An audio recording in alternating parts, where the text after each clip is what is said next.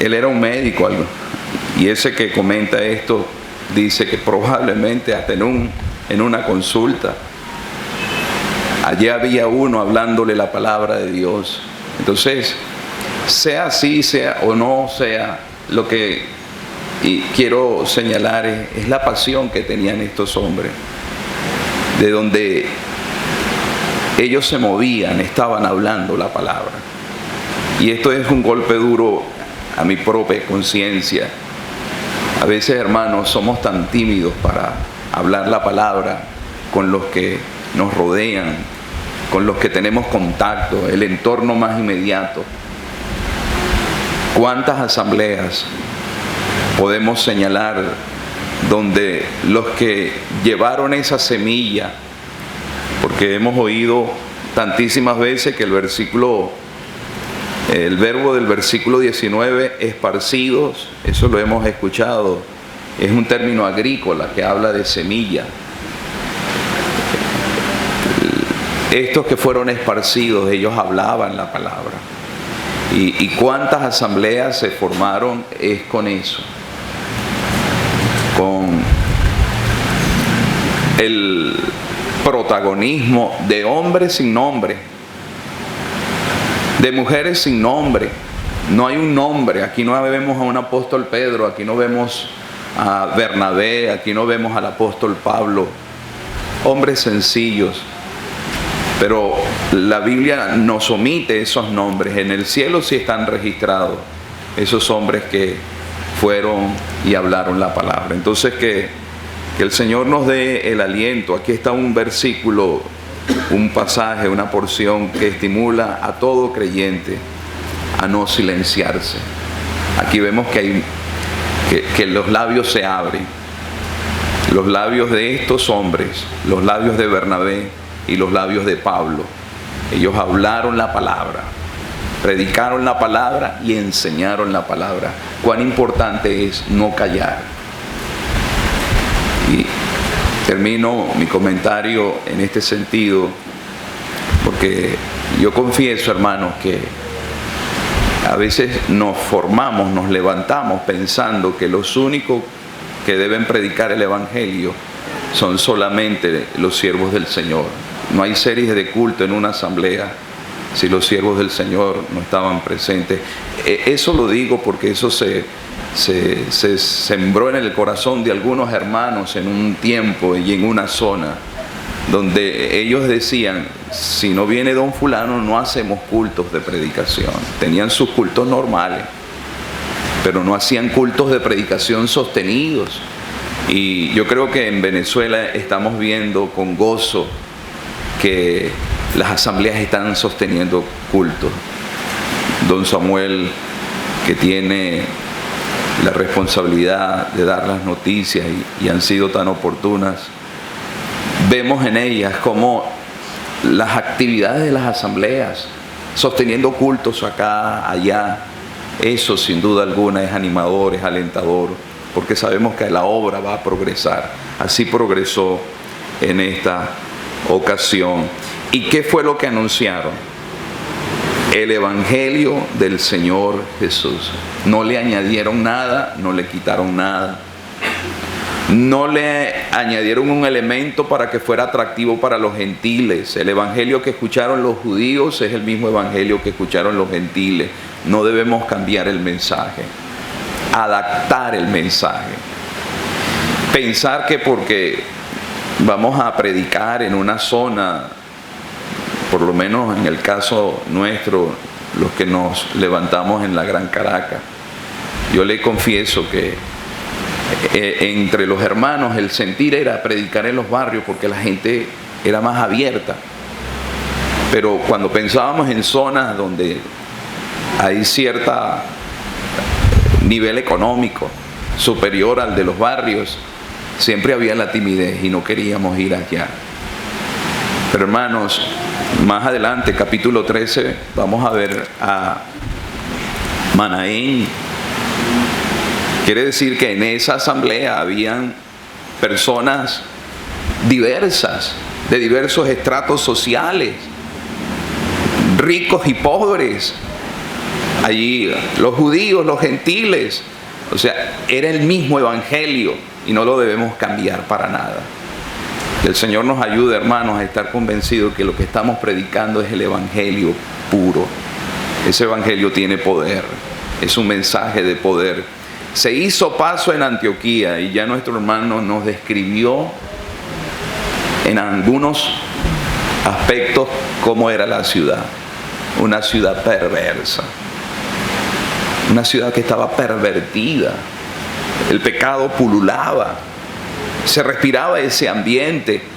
Y ellos anunciaron el sencillo pero poderoso mensaje del evangelio y Dios levantó un candelero. Y confiamos, estamos seguros que Dios ha permitido que aquí en esta región, yo creo que desde que era un niño, yo siempre pensaba cuán difícil es que el evangelio se haya abierto paso.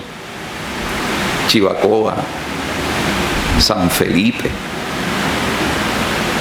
allí está esa montaña, es un ícono del ocultismo.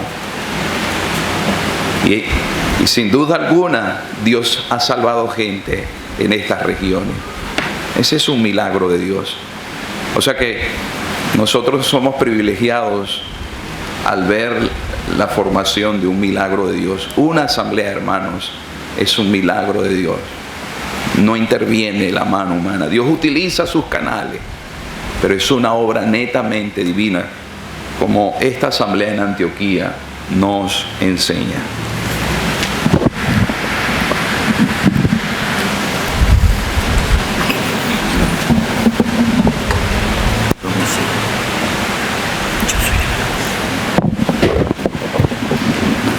No toque mucho el micrófono para que no...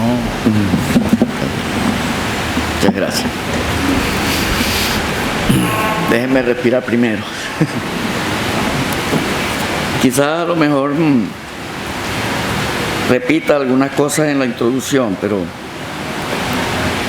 en otras palabras, pues cada uno tiene su forma de hablar y a veces no entendemos a uno bien y entendemos al otro como habla ese. Por eso Dios se rodea de la diversidad de caracteres para llegar a cada carácter del pueblo de Dios también. Pero estaba pensando que, por ejemplo, para estudiar el libro de Apocalipsis, se nos da una clave en el versículo 19. Y hemos aprendido que de esa manera entonces se nos facilita más la comprensión de Apocalipsis. Escribe las cosas que has visto, las que son y las que serán después de esta. Y el Espíritu Santo nos da ahí una manera de dividir el libro para poderlo estudiar. Creo que Hechos de los Apóstoles también tiene lo mismo. Como hemos escuchado, este es un libro de transición. Es decir, hay una transición primeramente de la ley a la gracia. Y es por eso que en Hechos de los Apóstoles resalta el nombre de Jesús. Y algunos han malinterpretado eso porque cuando leen que fueron bautizados en el nombre del Señor Jesús, entonces salió una secta llamándose solo Jesús, que bautizan solo en el nombre del Señor Jesús. Nosotros no creemos que los apóstoles desobedecieron lo que el Señor les dio de instrucciones antes de subir al cielo. Él les dijo, y hacer discípulos a todas las naciones, bautizándolos en el nombre del Padre, y del Hijo, y del Espíritu Santo. Entonces, cuando nosotros encontramos aquí en Hechos de los Apóstoles que ellos bautizaban en el nombre del Señor Jesús, no significa que ellos no lo hacían como el Señor mandó, sino que lo hacían en la autoridad de ese nombre y como Él los mandó a hacer. Entonces, una mala interpretación de eso es lo que trae entonces sectas extrañas, y después de una falsa enseñanza, entonces tienen que ir desprendiéndose más enseñanzas falsas para poder que les vayan cuadrando. Y así es lo mismo que tiene que ver con el don de lenguas, y lo que tiene que ver con el bautismo en el Espíritu Santo. Una mala interpretación del comienzo del asunto, entonces es lo que trae como consecuencia que tienen que seguir acomodando las cosas para que les cuadren con lo que ya enseñaron falsamente, y lo que hacen es un desorden con lo que Dios nos ha mostrado en su preciosa palabra. Y Hechos de los Apóstoles está colocado en forma correcta entre los evangelios y las epístolas, nosotros no comprenderíamos ni podríamos armonizar las epístolas con los evangelios y las instrucciones del Señor allá y las que tenemos en las epístolas, que son las doctrinas para la iglesia del Nuevo Testamento, si nosotros no tuviéramos Hechos de los Apóstoles. Entonces, Hechos de los Apóstoles también nos da una clave. En el primer capítulo se nos cuenta que el Señor, antes de irse al cielo, les dijo que se fueran a Jerusalén y esperasen allí hasta que viniera el cumplimiento de la promesa del Padre, que recibirían el Espíritu Santo. Y Él les había dicho la noche que se entregó por nosotros en el Evangelio de Juan, las últimas instrucciones, que son las que en los evangelios tenemos que comprender que son para la iglesia. En los evangelios sinópticos, para los que no saben qué significa esa palabra, es una palabra que utilizan los teólogos, que significa como de la misma cosa, iguales, porque son diferentes al Evangelio de Juan, que el Evangelio de Juan se dedica exclusivamente a presentar al Señor como el Hijo de Dios, y eso significa que Él es Dios. Cuando hablamos de Él como el Hijo de Dios, es que Él es Dios. Y por eso es la diferencia. Entonces, las instrucciones del Señor en los evangelios son judaicas. Tenemos que aprender a tener el cuidado de interpretarlos dentro de su contexto. Él fue primeramente a las ovejas dispersas del pueblo de Israel. Y así fue que envió a sus discípulos de dos en dos. Pero después que Él fue rechazado, llevado a la cruz, fue sepultado, resucitó de entre los muertos, fue cuando entonces extendió el evangelio de la gracia a todo el mundo. Y predicar el evangelio a toda criatura. Y el que creyere y fuere bautizado será salvo, mas el que no creyere será condenado. Entonces, Hechos de los Apóstoles nos cuenta a nosotros el cumplimiento de las instrucciones del Señor. Y digo, no sé si están de acuerdo conmigo, que Dios tuvo que forzar un poco la cosa para que ellos lo cumplieran.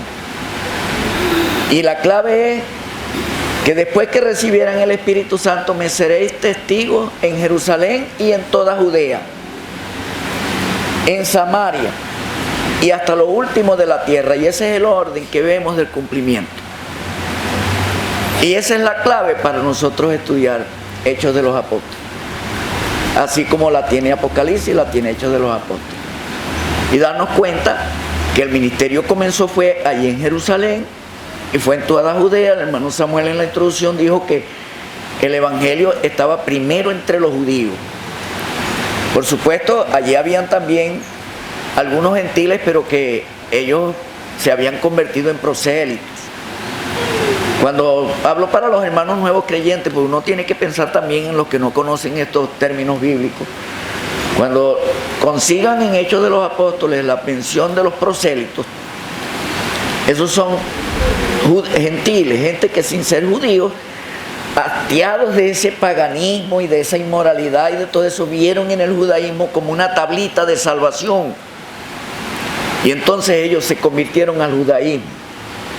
Esos eran los que los judíos bautizaban y hacían ciertos ritos para introducirlos entonces a la religión judía, que es la única, dicho de paso, que Dios ha instituido aquí en este mundo, que cumplió con su propósito, con la venida del Señor Jesucristo y con su muerte en la cruz, su sepultura y resurrección, y hasta allí llegó todo lo que tenía que ver con las sombras, que la realidad y la sustancia la tenemos en el Señor Jesucristo. Pensando en otras escrituras que nos hablan de eso, como la carta a los Hebreos, como capítulo 10 de 1 Corintios, que esas eran cosas que eran sombras de la realidad, que se cumplieron en el Señor Jesucristo. Entonces llega el Espíritu Santo y bautiza a la iglesia en un cuerpo. El bautismo en el Espíritu Santo no tiene que ver con un individuo. No es que nosotros, cuando creemos, entonces en ese momento somos bautizados en el Espíritu Santo. Porque así he oído yo también en nuestra asamblea explicar eso. ¿Puede repetirlo?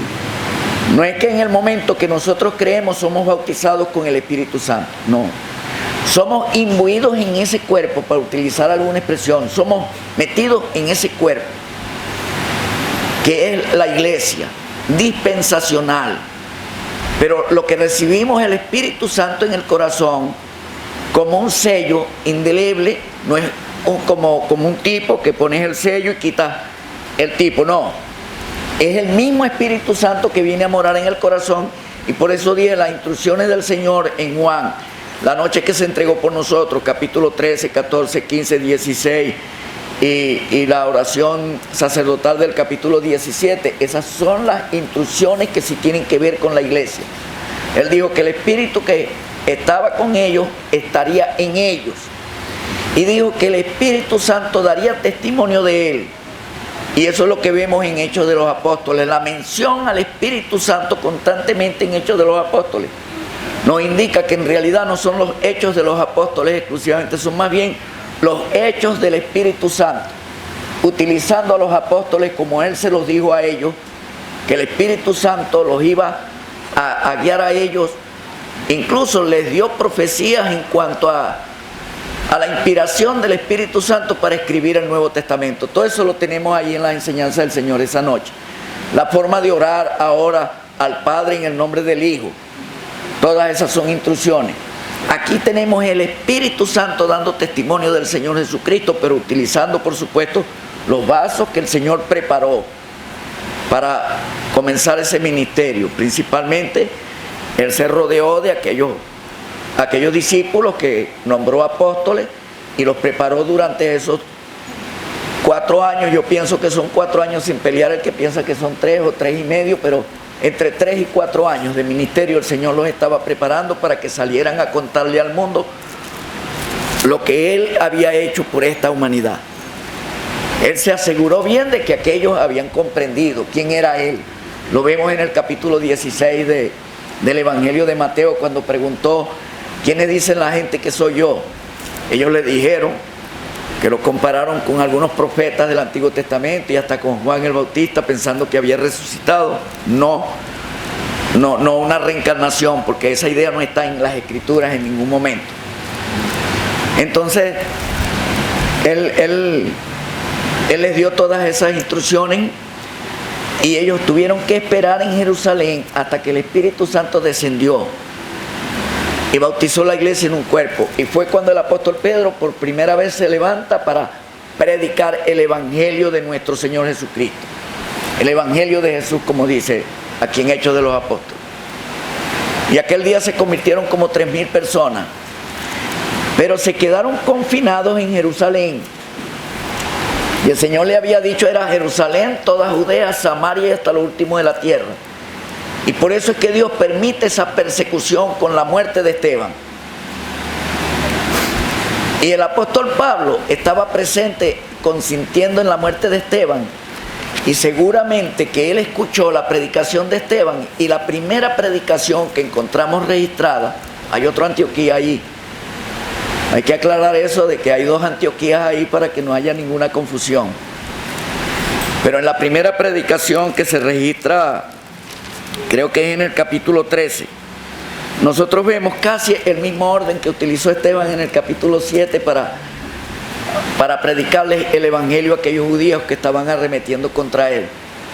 Y vemos un orden allí que nos ayuda a nosotros como también predicar el evangelio, pero vemos que la culminación fue acerca del Señor Jesucristo, de su muerte en la cruz, su sepultura, su resurrección, y el mensaje estaba centrado, era en el Señor Jesucristo. Aquí tenemos la primera predicación del apóstol Pablo registrada en las Escrituras, porque seguramente que él predicó muchas veces antes. Nosotros sabemos de que había una historia allí en la carta a los Gálatas y por otras escrituras, de que ya él tenía unos cuantos años que había creído en el Señor cuando Bernabé lo trajo a Antioquía. Entonces ahí vemos el orden. En los primeros capítulos está la predicación del evangelio en Jerusalén, en Judea, cuando salen esparcidos. Entonces Felipe llega a Samaria, y ahí está en el capítulo 8 Samaria. Y después entonces sale el primer grupo misionero encomendados por una asamblea congregada al nombre del Señor. Esta es la primera vez también que encontramos aquí que al apóstol Pablo, que se llamaba Saulo, lo mencionan por primera vez como el apóstol Pablo. Y hay muchas cosas aquí, hay algunas que por primera vez que comienzan indicando que es una nueva etapa. Y con la predicación del apóstol Pablo allá en Antioquía de Pisidia, que es otra Antioquía, entonces dice, finalizando en el versículo 49. Vamos a leer desde el 48. Los gentiles oyendo esto se regocijaban y glorificaban la palabra del Señor. Y creyeron todos los que estaban ordenados para vida eterna. Y la palabra del Señor se difundía por toda aquella provincia. Pero los judíos instigaron a mujeres piadosas y distinguidas. Aquí cuando está mencionando mujeres piadosas y distinguidas, estas también son mujeres gentiles, que obstinadas con el paganismo, entonces ellas iban a la sinagoga para escuchar la enseñanza de la palabra de Dios. Ellos vieron en el judaísmo como una tablita de salvación, pero después cuando oyeron el evangelio cumplido ya en el Señor Jesucristo, todas esas personas, tanto los judíos que creyeron como esas mujeres piadosas y distinguidas, como esos prosélitos, se convirtieron fue al evangelio y encontraron la salvación en el Señor Jesucristo.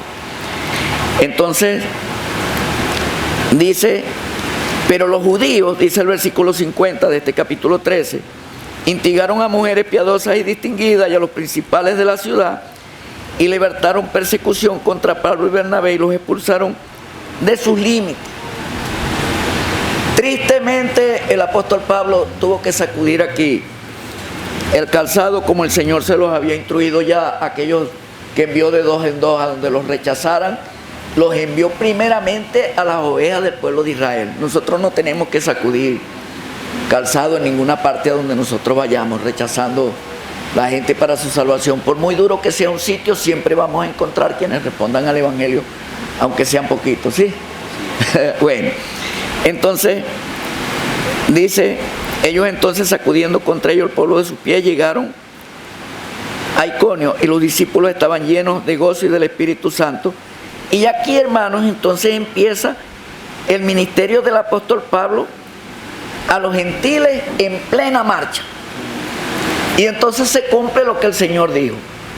Ya había llegado el evangelio a Jerusalén, a toda Judea, a Samaria, y a partir de este momento se extiende, con este viaje misionero primero del apóstol Pablo, se extiende hasta lo último de la tierra. Yo soy el que creo que el apóstol Pablo llegó a España.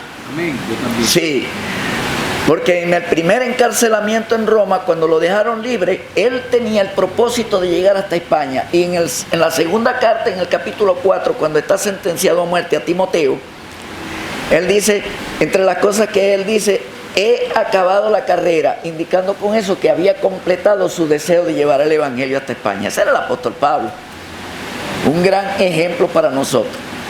Entonces, hermano, otro bosquejito aquí ayudando también a la introducción para que así nosotros comprendamos mejor este libro de Hechos de los Apóstoles. Y si hubiese sabido que existía San Felipe con los indios Yaracuy, hubiera agarrado un barco y se hubiese venido para acá a predicar el evangelio. Sí, pero eso nos toca a nosotros. Ya el apóstol se murió hace tiempo. Entonces, don José, te tiene preguntas, se las hace a Lirio. Por favor, hermano. La expresión del versículo 19. Ahora bien, disculpe, los que habían sido esparcidos a causa de la persecución que hubo con motivo de Esteban. Lo que me llama atención aquí es la persecución relacionada, motivada por la conversión de Esteban. Esto me hace recordar Romanos capítulo 8 y 28. Sabemos que a los que aman a Dios todas las cosas les ayudan a bien. Más tarde, el mismo apóstol escribe en Filipenses: quiero que sepáis que las cosas que me han sucedido han redundado más bien para el progreso del evangelio. Lo que motivaba la persecución y que era un momento angustioso para la iglesia en aquellos días. Me imagino cómo estarían los creyentes en aquellos días. una situación deprimente, una persecución. El mismo Saulo de Tarso asolaba a la iglesia y tomaba a los creyentes y los llevaba presos, y hasta algunos dio su voto, como en el caso de Esteban, para que fueran muertos. ¿Cómo sería aquella situación? Es muy probable que la iglesia estaba orando, como en el caso de el apóstol Pedro y Juan cuando estaban en la cárcel, como en el caso del mismo Pedro, y más aquí en el capítulo 12, que la iglesia estaba orando, porque Pedro iba a ser sacado de la cárcel para darle muerte. Esta acción, intervención de parte de Dios, puede ser la respuesta del clamor del pueblo del Señor. Y la lección que aprendemos, hermano, es que cuando hay circunstancias adversas por las que Dios permite en la vida, como iglesia o como individuo, ¿qué hacer? Es orar. Ese es el gran recurso. Así que Dios interviene. Estos hombres, me imagino, fueron echados, sacados de Jerusalén,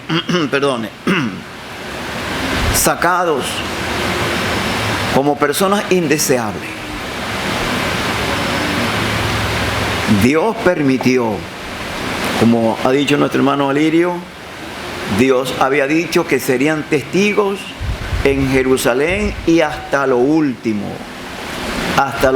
de la tierra. Dios iba a cumplir eso, y Dios está cumpliéndolo aquí. Sabemos que a los que aman a Dios, todas las cosas les ayudan a bien. Y aquí sale este grupo respaldando, apuntalando lo que ha dicho el hermano Rubén.